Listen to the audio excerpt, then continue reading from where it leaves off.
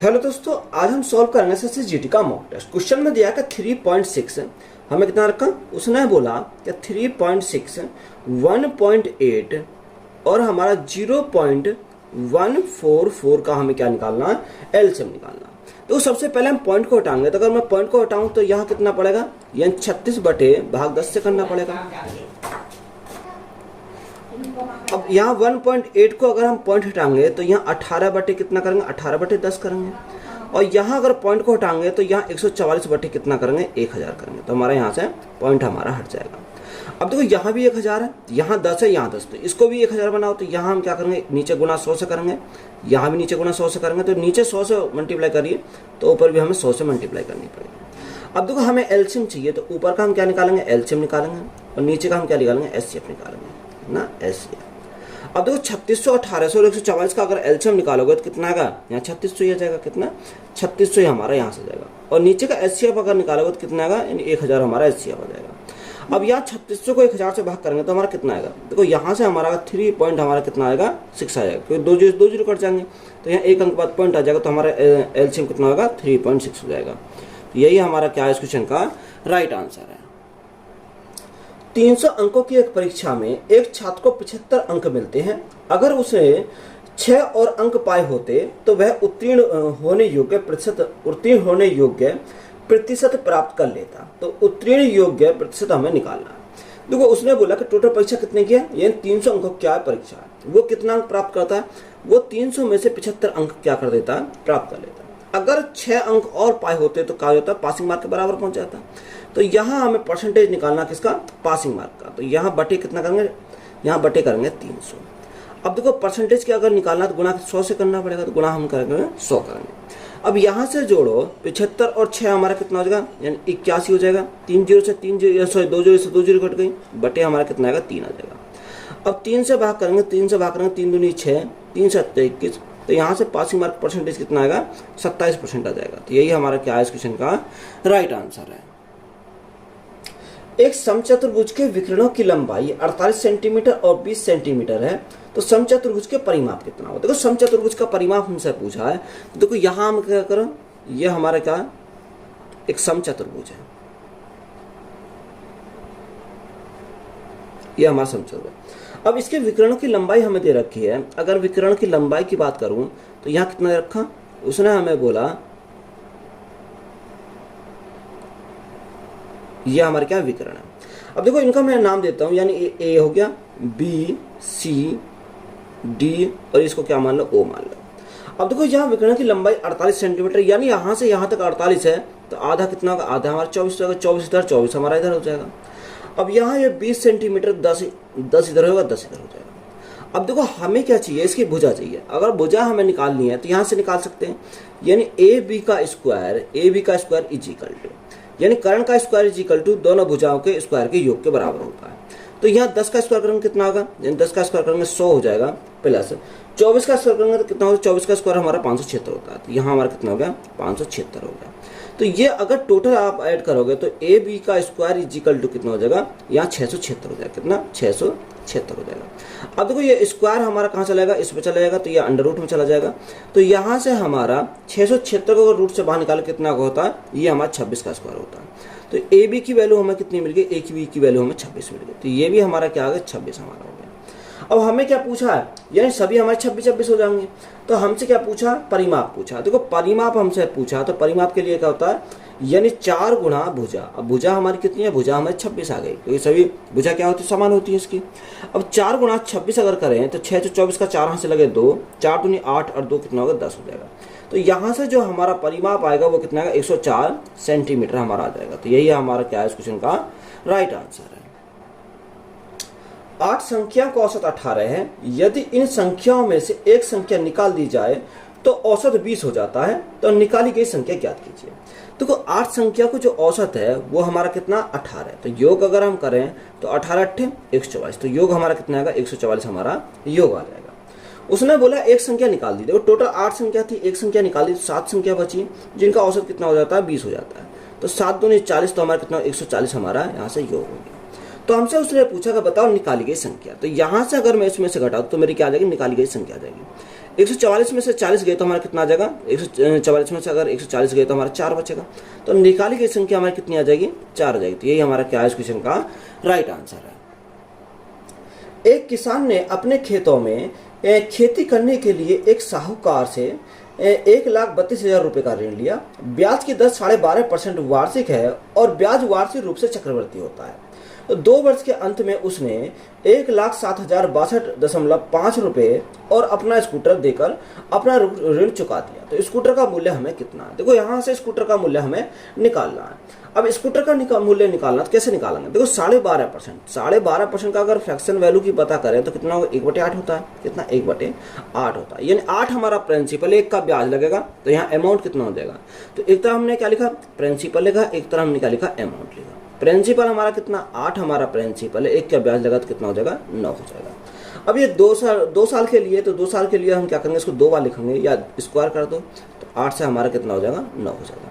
8 × 8 64, 9 × 9 81, यानी इसका प्रिंसिपल हमारा 64 था, अमाउंट कितना हो गया, अमाउंट हमारा 81 हो गया। तो प्रिंसिपल कितना रखा, प्रिंसिपल क्वेश्चन में बोला कि 1,32,000 हमारा क्या है इसका प्रिंसिपल है। तो ये कितने का वैल्यू है, ये हमारी 64 की वैल्यू है। हमें किसका चाहिए, हमें अमाउंट चाहिए। तो अमाउंट अगर हम निकालें कितने का आ जाएगा, 81 यूनिट की वैल्यू हमें चाहिए। अब देखो यहाँ अगर मैं 8 से काटता हूँ, 8 × 8 = 64, अगर मैं 8 से इसको काटता हूँ तो 8 से कितनी बार जाएगा, 8 से हमारा 8 एकम 8 कितना बचा, 5 बचा। 8 × 6 = 48, 4 बचा, 8 × 5 = 40, तो ये हमारा कितना होगा, 16,500 आ गया। अब मैं इसको 8 से फिर काटता हूँ तो 8 दूनी 16, 8 दूनी 16, नजर 0, 8 × 6 = 48, 2 बचा, 20 हो गया। 8 दूनी 16 और 8 × 5 = 40, तो हमारा हो गया 62.5। तो यहाँ से हम इसकी मल्टीप्लाई करेंगे। तो देखो मल्टीप्लाई करो, या तो आप 9 की मल्टीप्लाई कर लो या सीधी 81 की मल्टीप्लाई कर लो। तो मैं 9 की मल्टीप्लाई कर लेता हूँ, तो यहाँ से कितना आ जाएगा, देखो अगर आप इसकी मल्टीप्लाई करोगे तो यहाँ से कितना आएगा, यहाँ से हमारा आएगा पॉइंट के बाद 5 तो हमारा आएगा, क्योंकि 1 की मल्टीप्लाई 5 में लगे तो 5 ही आएगा। तो 2,6,0,167, ये हमारा कितना आएगा, यहाँ से हमारा 1,67,062.5 हमारा यहाँ से क्या आ गया, अमाउंट आ गया मल्टीप्लाई करने पर।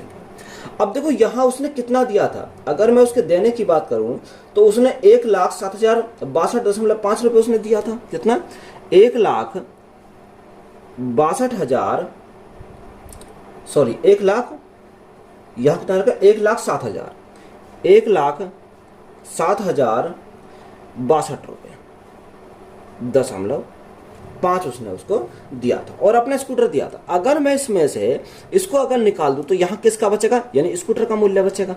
तो यहाँ से स्कूटर का मूल्य हमारा कितना आ जाएगा, तो यहाँ से वो निकालना है हमें, वही तो हमसे पूछा है।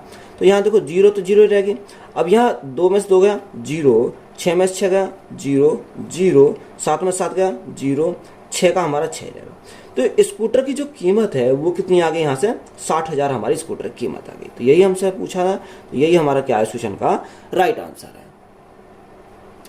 यदि शांत जल में एक नाव की चाल 14 किलोमीटर प्रति घंटा है और धारा की चाल 6 किलोमीटर प्रति घंटा है, तो नाव और धारा की जो दिशा है वो हमें कितनी दे रखी है, नाव और धारा की दिशा में 80 किलोमीटर की दूरी तय करने में कितना समय लगेगा। देखो यहाँ जो हमारी नाव की चाल दे रखी है, यानी बोट की जो स्पीड है वो हमारी कितनी है, 14 किलोमीटर प्रति घंटा। और यहाँ धारा की जो चाल है, यानी जो वाटर की जो स्पीड है वो धारा की चाल कितनी है, वो हमारी दे रखी है 6 किलोमीटर प्रति घंटा, 6 किलोमीटर प्रति घंटा, ये किलोमीटर प्रति घंटा में। अब देखो उसे कितना है ना, 80 किलोमीटर जाना धारा की दिशा में। तो यहाँ बोट की स्पीड प्लस वाटर की स्पीड, दोनों की स्पीड क्या हो जाएंगे, ऐड हो जाएंगी। तो हमारा टाइम यहाँ से निकल जाएगा। तो टाइम इज इक्वल टू कितना आता, 80 किलोमीटर जा रहा। जब उसी एक ही दिशा में जा रहे हैं तो दोनों हमारे जुड़ जाएंगे, 14 + 6 तो हमारा कितना हो जाएगा, 20 हो जाएगा। अब 20 से काटेंगे कितनी बार जाएगा, 20 × 4 = 80, तो उसे कितने घंटे लगेंगे, 4 घंटे का टाइम लगेगा। तो यही हमारा क्या है इस क्वेश्चन का राइट आंसर है। एक कुर्सी और एक मेज का अंकित मूल्य 2:3 के अनुपात में है। दुकानदार कुर्सी पर 20% की छूट देता है। यदि कुर्सी और मेज दोनों पर संयुक्त छूट 26% है तो मेज पर दी गई छूट क्या होगी।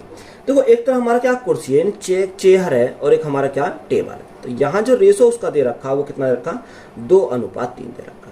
अब देखो यहाँ हमें क्या चाहिए, परसेंटेज में चाहिए। तो परसेंट अगर हम निकालेंगे तो यहाँ क्या 2 जीरो बढ़ा लो, यहाँ भी 2 जीरो बढ़ा लो। अगर मैं टोटल की बात करूं तो टोटल हमारा कितना हो जाएगा 200 प्लस 300, तो हमारा टोटल हमारा 500 हो जाएगा। ये क्या आ गया, कुर्सी प्लस हमारी क्या आ गई, मेज हमारी आ गई, ये आ गया 500। अब देखो उसने हमें क्या बोला कि कुर्सी पर 20% की छूट देता है, यानी चेयर पर जो देता है 20% की छूट देता है। छूट के लिए हम क्या करेंगे, माइनस करेंगे।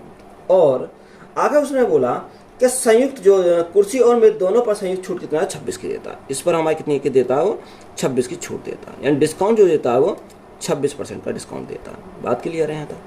अब देखो यहाँ से अगर हम निकालें तो यहाँ कैसे निकालेंगे, देखो अगर 200 का 20% निकाले तो कितना 40 आ जाएगा, कितना आएगा यहाँ से हमारा 40 हमारा यहाँ से निकल जाएगा। यहाँ तक बात क्लियर है। अगर देखो यहाँ 500 का 26% निकालेंगे कितना आएगा, 130 आ जाएगा, कितना 130 हमारा यहाँ से आ जाएगा। अब देखो ये हमारा कितना टोटल हमारा 130 है, 40 इसमें से निकल गया, तो यहाँ जो टेबल का बचा वो कितना बचा, 90 हमारा टेबल का आया, कितना 90 हमारा टेबल का आया।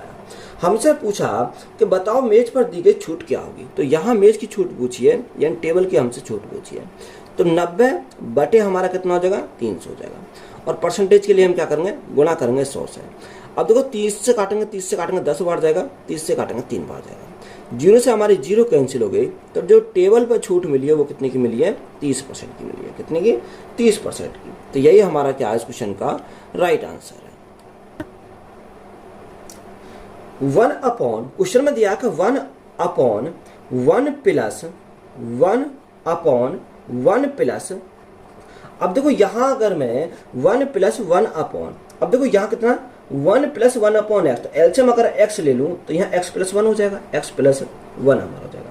और एक्स कहाँ चलेगा, एक्स हमारा ऊपर चला जाएगा। अब इसको हम क्या करेंगे, सिंपली सॉल्व करते चले जाएंगे तो राइट आंसर निकल कर आएगा। तो 1 अपॉन 1 प्लस 1 अपॉन, देखो यहां से हम क्या लेंगे, फिर एलसीएम लेंगे। अगर एलसीएम लेंगे तो एक्स प्लस 1 मल्टीप्लाई करेंगे तो एक्स प्लस 1 तो यहाँ से हो गया, प्लस एक्स हो जाएगा। तो यहाँ से देखो यहाँ से हमारा कितना एक्स प्लस 1 प्लस एक्स, और ये एक्स प्लस 1 कहाँ चलेगा, ऊपर चलेगा, तो गुणा में हमारा कितना आएगा, एक्स प्लस 1 हमारा यहाँ से आ जाएगा। अब देखो यहाँ से हमारा क्या, फिर सॉल्व करेंगे इसको, तो यहाँ से कितना आएगा, अब 1 अपॉन, ये तो ऐसे ही रहेगा। अब यहाँ एलसीएम लेंगे तो यहाँ देखो x प्लस एक्स 2x हो जाएगा, तो 2x प्लस 1 तो ये आ जाएगा, तो यहाँ से हमारा 2x प्लस 1 हमारा यहाँ से आ गया, प्लस में हमारा कितना, प्लस में x प्लस 1 हमारा यहाँ से है, तो ये कहाँ चलेगा, ऊपर चला जाएगा, तो यहाँ हमारा क्या आएगा, यहाँ 2x प्लस 1 हो जाएगा, कितना 2x प्लस 1 हमारा यहाँ से हो जाएगा। अब देखो यहाँ से इसको करेंगे तो ये किसके बराबर है, ये बराबर हमारा दे रखा 5/8 के बराबर है। तो यहाँ से x की वैल्यू हमें निकालनी है, या तो x की वैल्यू पुट करके देखते हैं तब भी हमारा आंसर आ जाएगा। तो यहाँ देखो यहाँ से इसको सॉल्व करें तो 2x प्लस 1 तो हमारा ऐसे ही रहेगा, 2x प्लस 1 बॉन 2x प्लस x तो कितना होगा, 3x प्लस हमारा कितना हो जाएगा, 2 हो जाएगा, इज इक्वल टू 5/8। अब देखो यहाँ देखो 8 दूनी 16x, तो ये हो गया 16x plus 8 Ekam 8 is equal to 5 या 15x प्लस 5 दूनी 10। अब 15x इधर आएंगे तो माइनस के आएंगे, तो यहाँ कितना बचेगा, x बचेगा। ये 8 इधर जाएंगे तो प्लस के चले जाएंगे, सॉरी माइनस के जाएंगे तो कितना बचेगा, 2 बचेगा। तो x की वैल्यू हमारी कितनी आ जाएगी, 2 आ जाएगी। तो यही हमारा क्या है, राइट आंसर है। 3600 रुपए को इस प्रकार बांटा जाता है कि पहले भाग का आधा, दूसरे भाग का 1/3, तीसरे भाग का 5वां भाग समान है, तो तीसरे भाग का मान ज्ञात कीजिए। तो उसने बोला कि तीनों क्या है, समान है, तो पहले भाग का कितना, आधा, तो आधा का यानी 1/2 बराबर दूसरे भाग का 1/3 यानी 1/3, और तीसरे भाग का 5वां, तो यहाँ तीसरे भाग का 5वां अगर निकालें तो कितना 1/5, ये क्या सभी बराबर है। तो यहाँ जब बराबर है हमारा ये फॉर्मेट हमारा आएगा, तो यहाँ हम क्या निकाल सकते हैं, पहले दूसरे और तीसरे भाग का हम अनुपात निकाल सकते हैं। तो ये अनुपात कितना आएगा, 2:3:5 हमारा यहाँ से जाएगा। अगर हम तीनों को जोड़ें तो 5 3 8 2 10 यानी 10 आ जाएगा। अब 10 की वैल्यू कितनी दे रखी है, 10 की वैल्यू हमारी 3600 दे रखी है, 10 की वैल्यू हमारी 3600 है, तो 1 की वैल्यू कितनी है, 1 की वैल्यू हमारी 360 आ जाएगी। हमसे उसने पूछा बताओ तीसरे भाग का मान हमसे पूछा, यानी हमें किसका पूछा, इसका यानी 10 यूनिट का, सॉरी 5 यूनिट का वाला पूछा। तो 1 यूनिट की वैल्यू 360, तो यहाँ 5 की कितनी रहेगी, 5 0 0 6 5 30, हाथ से 3 5 6 15 3 18, तो तीसरा जो भाग है उसकी वैल्यू हमारी कितनी आएगी, 1800 हो जाएगी। तो यही हमारा क्या हो जाएगा, इस क्वेश्चन का राइट आंसर हो जाएगा। गेहूं की कीमत में 15% की कमी एक गृहिणी को 2720 रुपये में 6 किलोग्राम अधिक गेहूं खरीदने में सक्षम बनाती है। तो गेहूं के प्रति किलोग्राम घटी हुई कीमत कितनी है। देखो 15%, अब 15% की अगर फ्रैक्शन वैल्यू की पता करें तो 3/20 होता है, कितना 3/20, यानी 20 था प्राइस 20 में हमारा क्या होगा, यानी जो कीमत है 20 में क्या 3 की कमी होगी तो हमारा कितना हो जाएगा 17 हो जाएगा। तो इसको हम क्या लिखते हैं, रिवर्स लिखते हैं। तो यहाँ हमारा कितना होगा 17 से हमारा 20 हो जाएगा। अब यहाँ कमी कितने की आई, अगर मैं कमी की बात करूँ तो कमी 3 यूनिट की आई। 3 यूनिट की वैल्यू हमारे क्वेश्चन में कितनी रखी है, उसने बोला कि 6 किलोग्राम हमारा क्या लेता है, अधिक लेता है। तो ये कितने का 6 किलोग्राम की वैल्यू है। तो 3 यूनिट की वैल्यू 6 किलोग्राम, तो 1 यूनिट की वैल्यू कितनी है, 1 यूनिट की वैल्यू 2 किलोग्राम आ जाएगी। तो हमसे उसने पूछा कि बताओ गेहूं की प्रति किलोग्राम घटी हुई कीमत। तो यहाँ देखो जब 1 यूनिट की वैल्यू 2 है तो यहाँ 20 यूनिट की वैल्यू कितनी आएगी, 20 गुना 2 तो हमारा कितना आएगा 40 आ जाएगा। कितनी 40 किलोग्राम हमारा यहाँ से आ जाएगा। अब हमसे देखो उसने घटी हुई कीमत पूछी है तो कितने रुपए, यानी मूल्य हमारा देखा 2720 रुपये में। कितने 2720 रुपये में 6 किलोग्राम वो अधिक खरीदता है। कितना 6 किलोग्राम वो अधिक खरीदता है। तो ये वैल्यू कितने की है, 40 की है। तो भाग कितने से करेंगे, 40 से करेंगे तो हमारा राइट आंसर निकल आएगा।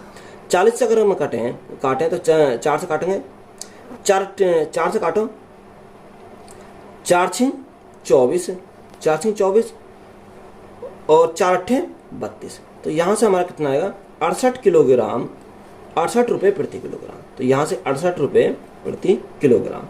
तो यही हमारा क्या हो जाएगा, इस क्वेश्चन का राइट आंसर हो जाएगा। एक 252 मीटर लंबी ट्रेन 125 किलोमीटर प्रति घंटा की चाल से चल रही है। एक व्यक्ति जो इंजन के पास से 17 किलोमीटर प्रति घंटा की चाल से ट्रेन की दिशा में ही दौड़ना आरंभ करता है तो उसको ट्रेन कितने सेकंड में पार कर देगी। देखो जब वो आदमी उस ट्रेन की साइड में से क्या करता है, क्रॉस करता है।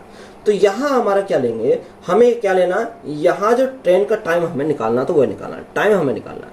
तो डिस्टेंस अपॉन स्पीड, तो जो ट्रेन की स्पीड डिस्टेंस है वो कितनी है 252 मीटर हमारी क्या है लंबाई है। अब दोनों एक ही डायरेक्शन में जा रहे हैं तो हमारा क्या घटाएंगे, 125 में 17 अगर हम घटाएंगे तो कितना बचेगा 108 किलोमीटर प्रति घंटा बचेगा।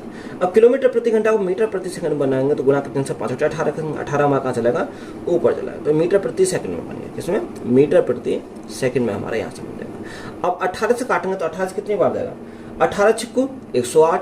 अब 6 पंजे 30, 30 से अगर हम काटें 30 से कितनी बार जाएगा, देखो अगर हम 3 से काटेंगे तो 3 अट्ठे 24 और 3 चौक 12, तो हमारा 84 बार गया। तो 10 से नीचे भाग करेंगे तो कितना का 8.4 सेकंड का हमें क्या लगेगा, टाइम लगेगा। तो यही हमारा क्या है इस क्वेश्चन का राइट आंसर है। ए किसी घर को 45 दिन में पेंट कर सकता है और बी इसे 15 दिन में कर सकता है। तो सी के साथ मिलकर वे इस काम को केवल 5 दिनों में कर सकते हैं। तो सी अकेला उस काम को कितने दिन में कर पाएगा।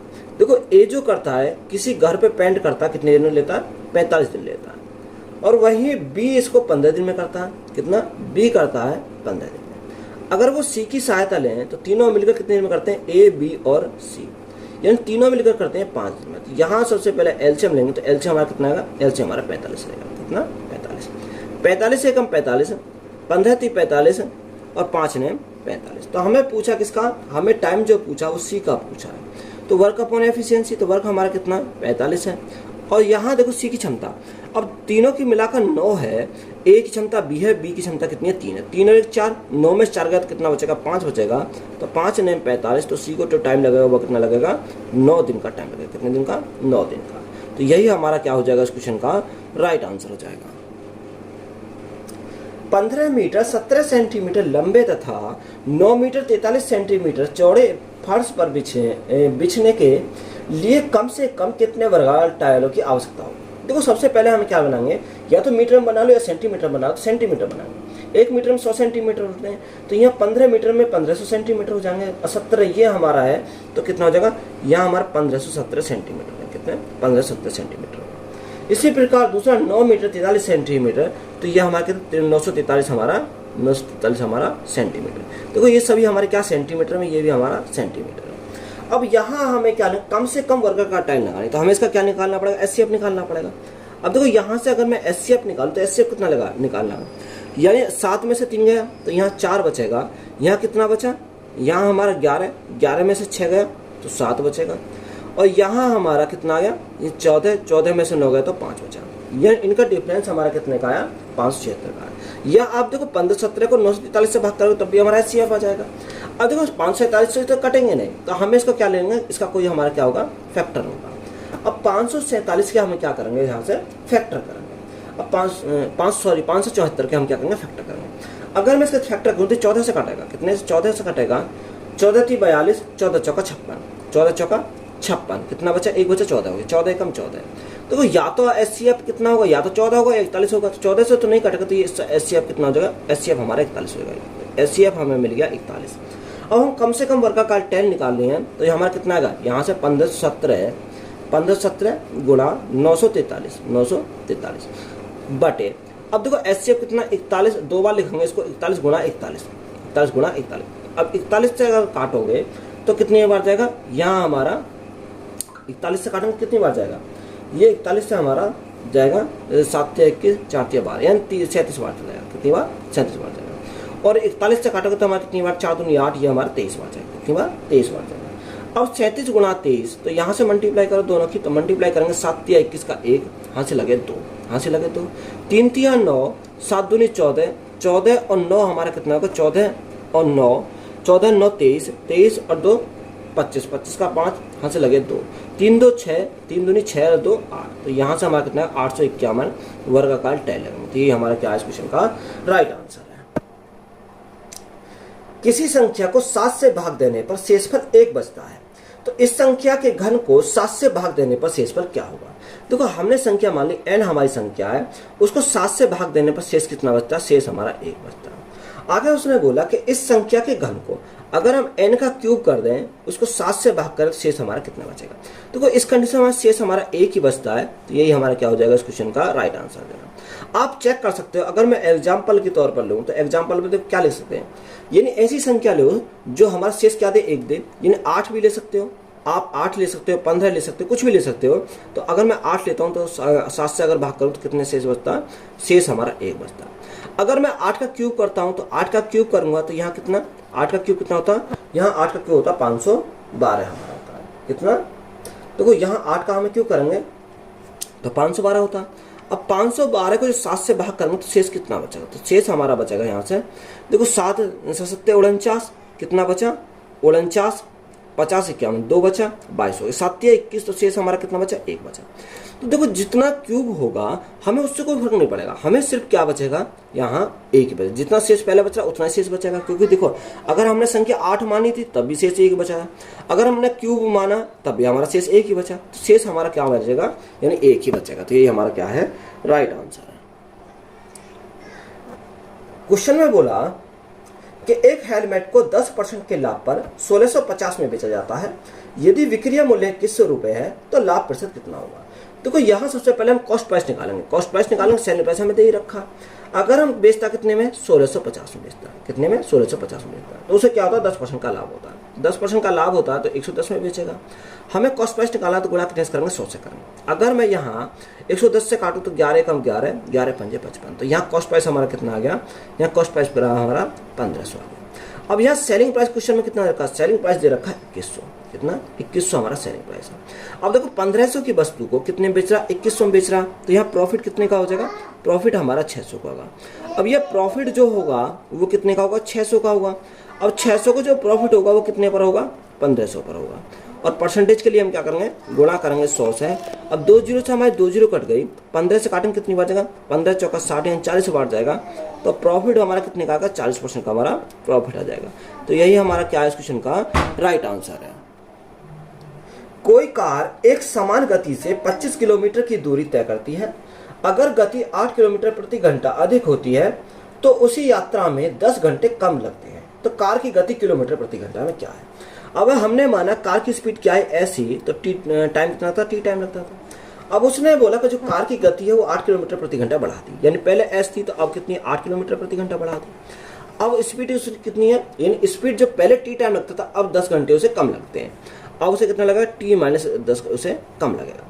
तो यहाँ डिस्टेंस हमें, distance is equal to speed 1, ये स्पीड 1 है, इंटू स्पीड 2, दोनों स्पीड का डिफरेंस, दोनों स्पीड का डिफरेंस, इंटू टाइम का डिफरेंस, टाइम का डिफरेंस, ये हमारा क्या होता है, फॉर्मूला होता है। अब डिस्टेंस कितनी रखी है, डिस्टेंस की अगर बात करें तो डिस्टेंस हमारी 25 किलोमीटर है, कितनी, 25 kilometre is equal to speed 1 कितनी है, एस है हमारी है, स्पीड 2 कितनी है, एस से प्लस 8 हमारी है। अब देखो दोनों का डिफरेंस अगर करोगे तो यहाँ कितना आएगा, 8 हमारा आएगा, तो यहाँ ना 8 आ गया, इंटू टाइम का डिफरेंस, टी से टी कैंसिल हो जाएगा तो हमारा कितना बचेगा, 10 घंटे में, तो ये घंटे में रखेंगे। अब देखो 5 से काटेंगे, 5 से कितनी बार जाएगा, 5 दूनी 10, सॉरी 5 पंजे 25 और 5 दूनी 10। 2 से काटो, 2 से हमारा 4 बार चला जाएगा तो 5 चौको 20 है। अब देखो यहाँ हमारा कितना क्या 20 हमारा आ गया is equal to S into S plus 8। अब देखो ये तो हमारा आसान है, बाई ऑप्शन में जा सकते हैं। एस की वैल्यू कितनी रखेंगे 2 रखेंगे, तो यहाँ देखो 2 8 तो 10 10 दूनी 20 हमारा आ जाएगा। अगर यहाँ हमारा आसान ना होता तो हम इसको क्या करते, इसको हम ऐसा ब्रेक करते जिनका डिफरेंस कितना आ जाए 8 आ जाए। तो यहाँ हमारा ऐसा अगर डिफरेंस इसको करेंगे तो इसको क्या लिख सकते हैं 2 गुणा 10 लिख सकते हैं, क्योंकि अगर इनका डिफरेंस की बात करो डिफरेंस हमारा कितने का आ जाएगा, यहाँ 8 का आ जाएगा। अब देखो साइन प्लस का है तो यहाँ छोटी वाली वैल्यू लेंगे, अगर माइनस का होता है तो बड़ी वाली लेते हैं। तो यहाँ छोटी वाली वैल्यू हमारी कितनी है एस है, तो एस की स्पीड कितनी आ जाएगी 2 किलोमीटर प्रति घंटा है, कितनी 2 किलोमीटर प्रति घंटा आ जाएगी। तो यही हमारा क्या इस क्वेश्चन का राइट आंसर है। क्वेश्चन में दिया कि 21 माइनस, देखो यहाँ हमारा देखा 21 minus bracket 29 minus bracket 27 minus bracket 43 minus, अब देखो 3 से भाग करेंगे तो क्या 15 को 3 से भाग करेंगे तो हमारा कितना आएगा 5 आ जाएगा। और गुणा में कितना है, गुणा में 4 है। ऑफ को सॉल्व करेंगे, ऑफ का मतलब सबसे पहले ऑफ को सॉल्व करते हैं तो कितना 4 तिया 12 है। तो यहाँ हम इसको क्या लिख देंगे, यहाँ हम 12 लिख देंगे, कितना 12 यहाँ से लिख देंगे। अब यहाँ ब्रैकेट हमारा क्या प्लस 2 भी है, प्लस क्या है प्लस में हमारा 2 दे रखा, तो प्लस का 2। अब देखो यहाँ सिंपली हम इसको सॉल्व करते हैं, सॉल्व करते हैं तो 21 तो हमारा ऐसे ही रखो इसको 21। अब यहाँ सबसे पहले इसको देखो तो यहाँ 29 माइनस, अब यहाँ इसको पूरे को अगर मैं सॉल्व करता हूँ तो यहाँ 27 आ जाएगा 27। अब देखो यहाँ देखो 12 पंजे 60, 60 हमारे माइनस के, 43 प्लस 2, 43 2 45 हमारे प्लस के। तो 60 में से अगर मेरे यहाँ 60 में से 45 गए तो कितना बचेगा, यहाँ हमारा बचेगा 15 बचेगा। तो 15 हमारा किसका माइनस का, तो माइनस माइनस क्या कर देगा, यहाँ माइनस माइनस प्लस कर देगा, तो प्लस के इसके आगे 15 प्लस के आगे। बात यहाँ तक क्लियर है। अब देखो यहाँ हमारे प्लस के आगे इसको सॉल्व करते हैं तो यहाँ सॉल्व करने पे कितना आएगा 21 माइनस, अब इसको सॉल्व करो तो यहाँ 29 हमारा ये रहेगा। अब यहाँ 27 प्लस 15 तो 7 और 5 कितना होगा, 7 और 5 हमारा, यहाँ 7 और 5 12, 12 का 2 से लगा 1, 2 3 और 1 4, तो यहाँ से कितना आ गया 42 हमारा आया माइनस का, कितने 42 माइनस का आया। अब देखो यहाँ हम सॉल्व करें तो 21 माइनस, अब यहाँ क्या आएगा माइनस के बचेंगे क्योंकि 29 प्लस का 42 माइनस का, तो यहाँ क्या बचेगा 13 बचेगा, 13 माइनस का, तो माइनस माइनस क्या कर देगा प्लस कर देगा 13 है। तो यहाँ जोड़ो 3 और 1 4, 2 और 1 3, तो राइट आंसर हमारा कितना होगा 34 हमारा क्या इस क्वेश्चन का राइट आंसर है।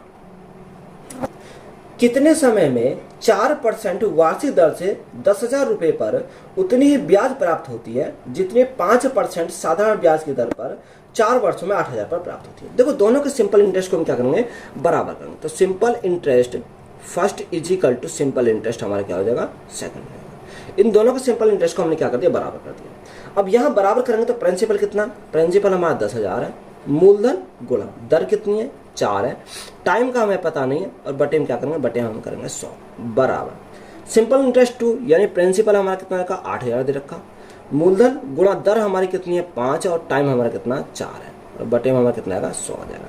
100 से हमारा 100 कैंसिल हो गया। अब देखो 3 जीरो हमारे यहाँ 3 जीरो हमारे यहाँ, 4 से हमारा क्या कट गया 4 हमारा कट गया, 5 से काटोगे 5 से हमारा 2 बार जाएगा, और 2 से हमारा कितनी बार जाएगा 4 बार जाएगा।